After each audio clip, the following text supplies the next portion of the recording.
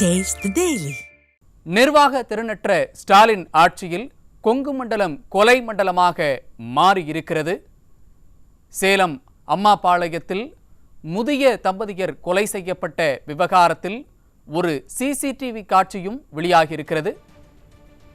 அதன் விவரங்களை வழங்குவதற்காக நமது செய்தியாளர் ஸ்ரீராம் சுப்ராஜ் இணைப்பில் இணைந்திருக்கிறார். அவரிடம் கேட்கலாம்.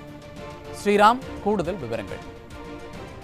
கண்டிப்பாக சையத், தமிழகத்தில் கொங்கு மண்டலமானது கொலை மண்டலமாக மாறிவிட்டதோ என்கிற சந்தேகமானது எழுந்திருக்கிறது. தொடர்ந்து கொங்கு மண்டலத்தில் கொலைகள் அரங்கேறி கொண்டிருக்கிறது. தமிழகத்தில் உளவுத்துறை என்கிற ஒன்று இருக்கிறதா, காவல்துறை போன்ற அமைப்புகள் எல்லாம் செயல்பாட்டில் தான் இருக்கிறதா என்கிற கேள்வி தற்பொழுது எழுந்திருக்கிறது. காரணம், இந்த ஸ்டாலின் மாடல் ஆட்சி, விளம்பர மாடல் ஸ்டாலின் அரசு பொறுப்புக்கு வந்த உடனேயே ஒருவர், ஒரு மோசடி ஆசாமி, தன்னை ஒரு இந்திய கிரிக்கெட் அணியின் கேப்டன் என்றும், தான் பாகிஸ்தானுக்கு எதிரான உலகக்கோப்பை இறுதிப் போட்டியில் வெற்றி பெற்று கோப்பைகளை வென்றதாகவும் கூறி முதல்வர் ஸ்டாலினையும் துணை முதலமைச்சர் உதயநிதி ஸ்டாலினையும் ஏமாற்றியதை பார்த்தோம். ஒரு உளவுத்துறை சிறப்பாக செயல்பட்டால் இது போன்ற மோசடி ஆசாமிகளால் முதல்வரை ஏமாற்ற முடியுமா என்கிற கேள்வி அப்போதே எழுந்தது.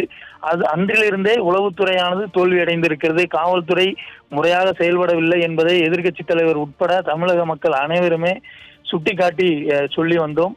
இன்று அதனுடைய வெளிப்பாடு, அதாவது உளவுத்துறை தோல்வி, காவல்துறை செயல்பாடு இல்லாமல் இருப்பதற்கான அதற்குடைய விளைவுகளை தற்பொழுது தமிழகம் சந்தித்துக் கொண்டிருக்கிறது. தொடர்ந்து கொங்கு மண்டலத்தில் கொலைகளானது அரங்கேற்றம் ஆகிக் கொண்டிருக்கிறது. மே 1, 2022 அன்று ஈரோடு மாவட்டம் சென்னிமலை அருகே முதியவர் ஒருவரை கடப்பாறையால் தாக்கி கொலை செய்துவிட்டு 27 சவரன் நகைகள் கொள்ளையடிக்கப்பட்டது. மே 9 செப்டம்பர் மாதம் 2023ஆம் ஆண்டு அதே ஈரோடு மாவட்டம் சென்னிமலை அருகே கொடூர ஆயுதங்களால் வயதான தம்பதி அடித்து கொலை செய்யப்பட்டு 15 சவரன் நகை மற்றும் 60,000 ரூபாய் கொள்ளையடிக்கப்பட்டது. 2024ஆம் ஆண்டு நவம்பர் மாதம் 29ஆம் தேதி திருப்பூர் மாவட்டம் பல்லடம் அருகே ஒரே குடும்பத்தைச் சென்ற 3 பேர் அடித்து கொலை செய்யப்பட்டனர். மிக கொடூரமாக அந்த கொலையானது அரங்கேறி இருந்தது. அதே சமயத்தில் 2025 மார்ச் மாதம் 13ஆம் தேதி அவினாசி அருகே வயதான தம்பதி வெட்டி கொலை செய்யப்பட்டனர். ஏப்ரல் மாதம் 2025 ஈரோடு மாவட்டம் தாளவாடி அருகே பாட்டி மற்றும் பேரன் கொடூரமாக அடித்து கொலை செய்யப்பட்டனர். இப்படி தொடர் கொலைகள் நடைபெற்று வரக்கூடிய சூழலில் நேற்று சேலம் மாவட்டம் அம்மாபாளையம் பகுதியில் வயதான தம்பதிகளான பாஸ்கரன், 70 வயதான பாஸ்கரன் மற்றும் 65 வயதான அவர் மனைவி வித்யா ஆகியோர் கொடூரமாக கொலை செய்யப்பட்டனர். அந்த கொலையினுடைய சிசிடிவி காட்சிகள் எல்லாம் தற்போது வெளியாகி இருக்கிறது.